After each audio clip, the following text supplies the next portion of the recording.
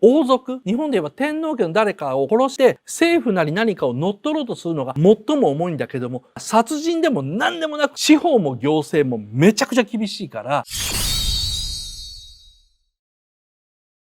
偽札はどこまで製造すると偽札になるんですか？偽札で逮捕された生主がいますが偽札生主言いにくい。偽札の範囲と逮捕される範囲を教えてください。なんかあったそうだよね。人からの施しだけで生きている生主っていうのがいて、俺ひょっとしたら前にあったやつじゃないのかな。なんか言論スターのオフ会っていうかオーディションやった時に来たやつで一人マスク被ってるどこにでも突撃していくやつっていうのが一人いて、で、そいつの友達で割と人当たりがいいデブがいて、で、そいつが俺人からの施しで生きてるんですよっていうのがいたんだけども、さっきなんかね、ニュースの写真見たら、あれの弟子か。あいつらの仲間。はいはいはいはいはい。で、その辺の関係の人なのかもわかんないね。そんな悪いやつに見えなかったって話は置いといて、今回は偽札を使ったということで、生主の人が捕まったと。どこまでやったら捕まるんですかとか、偽札の範囲っていうことなんだけども、偽札は本当に捕まるよ。冗談で通じないから、やりたい人がいるんだったらすげえ注意した方がいい。下手にね、偽札の印刷って考えるぐらいだったら、カラーコピー機の方がまだマシなんだけども、多分ね、最近のカラーコピー機って1万円札とか5000円札をコピーしようとするとストッパーがかかってて動かなくなるから注意した方がいいよ。コピー機の精度が上がりすぎて大変危険なものが作れるようになっちゃってるんで、今売ってる市販のですね、最新型っていうかな、最新型でもないな、もうこの5年か10年ぐらいの機種っていうのはコピー機で万札をコピーしようと思ったらストップがかかるか、またはですね、オンラインで繋がってるコピー機であれば、ちょっとこの人こんなことしてますよ、信号が出るというふうに言われてるんだけど、これ本当なのかな？都市伝説なのかな？都市伝説ですかこれ？わかんないですか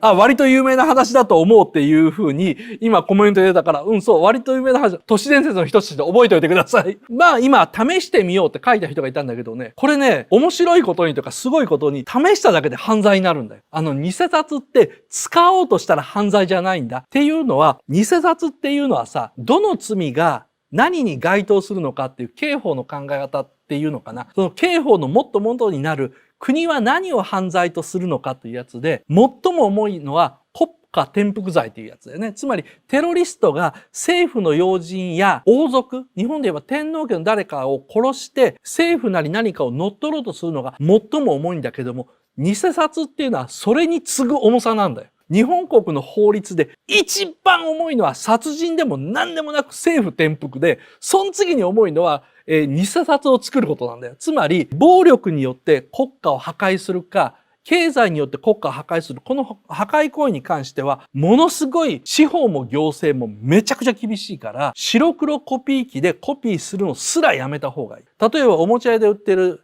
1億円札とかさ、あとなんか1円札みたいなのってあるじゃん。あれは、サイズを変えてデザインも微妙に変えて偽札だという数字の部分もすごい大げさにしといて、あれがギリギリなんだ。あそこまでやらないと、例えば1万円札をこんなにでっかくするか、逆にこんなに小さくするかでない限り、いくら冗談ですとか、いやこれ10万円札です、見たらわかるでしょって言っても、捕まるから、本当にやめた方がいいよ。とは言いながら日本の偽札っていうのは作りにくいと言われてるよね。もうそれはもうみんなも知ってる通り、構造三つ股っていうね、紙を使ってて、その繊維が特殊なんだよ。で、俺ら毎日触ってるから、大してわかんないんだけども、市販の紙でお札みたいなシーツって本当にないんだよね。それは三つ股っていう植物を栽培してるのがもう大蔵省だったか財務省だったかそこの管轄の農家でもう決まったとこしかなくて、その植物すらほぼ手に入らない状態で紙を作るところから始まってるから、どこの国の政府もそうだと思うんだけども、めちゃくちゃ偽札作りっていうのに対して防御策取ってるし、で、おまけにそれに対する罪も、どの国も本当に殺人より重いぐらいだと思っておいた方がいいよ。例えば、殺人っていうのはそれを企んで準備しても犯罪にならないんだけど、偽札は1枚も刷ってなくてもそれの準備してることが分かれば、例えば印刷用の原版作ってたらもうその時点でアウトだから、すごい気をつけてください。本当に人殺しより重い罪は偽札作りと、あと国家転覆しかないから、オウム真理教があそこまで公安に追い詰められて潰されたのは、別にサリンで人を殺したからではなくて、国家転覆を狙ったからだ。そこら辺皆さん間違えないようにしてください。注意してくださいね。金は人の命よりも、いや違うな。日本国に対する反逆だから人の命より重いというふうに解釈されるんだ。どこまで偽札の範囲と逮捕される範囲を教えてください。範囲で言うと、モノクロのコピー機で1万円札をコピーした段階で偽札ですというふうに見られます。逮捕される範囲はコピーした段階でもう、試しにコピーしてみたで犯罪なので、広告代理店の人とかがお金を使ったパロディ広告とかを作るときはものすごい注意するからですね。そこら辺は皆さんも注意してください。よろしくお願いします。詳しいな、岡田。いや、文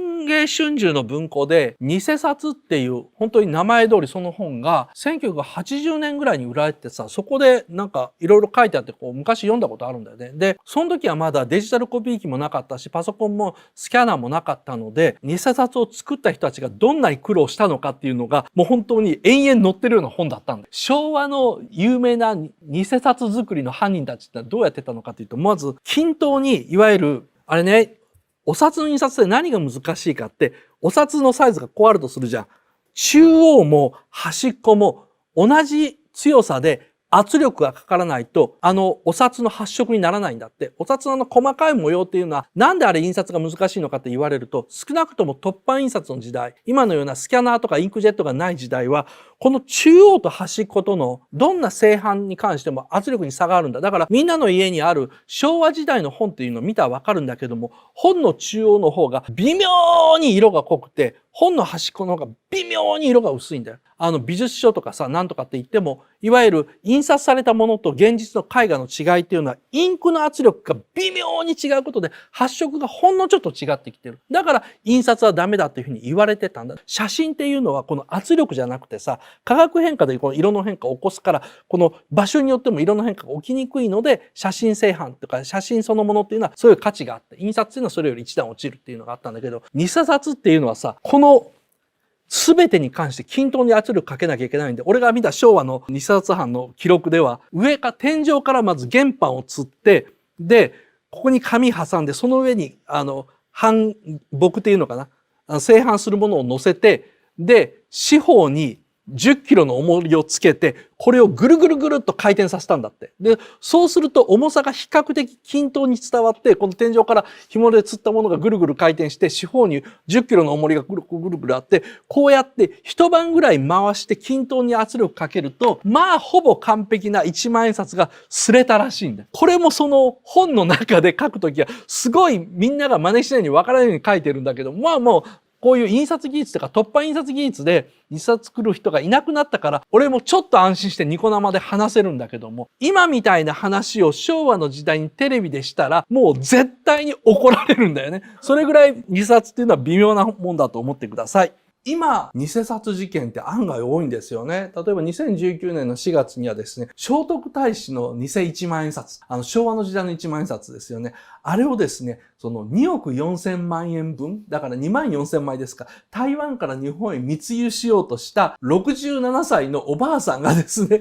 逮捕されてるんですね、台湾でですね。彼女は中国から5億円分ですね、輸入したそうなんですけど、じゃあ、5万枚輸入したんですけども、もうすでにね、半分以上売りさばいてたそうです。で、その人が言うにはですね、日本ではまだ聖徳太子のお札が流通していると。というか、使えると。そうなんですね。日本って、実は昔の100円札も使えるし、聖徳太子の1万円札も使えるというですね、そう、お札に対して信頼性が強い国なんですね。これがよその国だったら、お札のデザインが変わるたびに前のお札使えなくなると。なんでかというと、もともとお札の絵柄が変わる理由が偽札に対する対策だったりするんですけど、日本はそういうじゃないんです。そうじゃなくて、タンスの中の貯金を国が使わせようとして、で、お札のデザイン変えるというふうなことが多いんです。前のお札も使えたりするんですね。なので、まだ聖徳太子1万円札が使えるということで中国の工場で大量に作って、それを台湾のおばさんが買って、で、もう山のようにですね、すでに売りさばいてたという事件が摘発されたわけですね。下関のガソリンスタンドでですね、偽の1000円札がですね、発見されたりしました。スキャナーやコピー機でですね、お札を読み込もうとしたらですね、エラーができてコピーできないっていう話あったりで、あれね、やっぱ事実なんですよね。国内で販売されているですね、コピー機にはですね、紙幣ですね、日本の割と古い紙幣も含めて紙幣を印刷できなような仕組みというか、アラートがですね、内蔵されていて、もうコピー自体が不可能なんです。これはプリンターも同じです。プリンターもプリントできないんですね。で、Adobe Photoshop の場合ですね、仮にお札の画像データが入手できたとしても、その画像データを開くこともできない。そういうふうなシステムになっています。おまけにですね、お札っていうのは作るだけで罪に問われるんですね。犯罪になっちゃう。使わなくても作るだけでもですね、通貨及び証券模造取締法というですね、法律違反になっている。1年以上3ヶ月未満のですね、実刑になっちゃいます。絶対にやめてください。ついついね、自分の家のやつだったら大丈夫だろうと思うんですけども、最近はね、通報機能がついてるのもあるのでですね、絶対そういう風なチャレンジはやめてくださいね。ルパン三世カリオストロの城ってアニメあるじゃないですか。あん中の悪役のカリオストロ伯爵。あれ悪役なんですけど、どんな悪事を働いてたかって覚えてますか？お話の中ではですね、クラリスというお姫様を自分のお嫁さんに無理やりしようとした。それをルパンが助けようとしてるっていう風になってるんですけども、それはですね、全体の流れであってですね、そもそもなんでカリオストロ伯爵が悪いのかっていうと、実はそのカリオストロ公国という国自身が偽金を作っていた。偽札を作っていた。これが悪いんですね。そういう悪の国に対してルパン三世が潜入していって、その秘密を暴くというお話になってるんですけどもですね、偽札っていうのはすごいんですよ。例えばその1万円札ありますよね。1万円札をですね、カラーコピーできたらですね、あっという間に大金持ちになれるし、パソコンのですね、スキャナーで読んで、それをプリントしたら、もう昔の偽札ですか、昭和の時代の偽札の名人が作ったものよりは、今カラーコピー単にしただけとかですね、パソコンでスキャンしてそれをプリントアウトしただけの1万円札の方が、はるかにレベルが高いんですよ。で、そういうふうにすると、じゃあ偽札を誰でも作るような時代になったのかというと、そうでないんですよね。実際熊本のたこ焼き屋さんでしたか。たこ焼き屋さんで偽の千円札が使われたという事件があったんですけどもですね、基本的に、簡単になったんですけども、絶対にやめた方がいいんですよね。なんでかっていうとですね、偽札っていうのは、使ったら罪になるんじゃなくて、作ったら罪になるんですよ。自分のコピー機で自分の持ってる1万円札をコピーしてもいいじゃないかと思いますよね。違うんですよ。あれ、全部自分で試しにコピーして刷ってみただけでもですね、罪になる。それもかなりきついめの罪になるんですので、気をつけてください。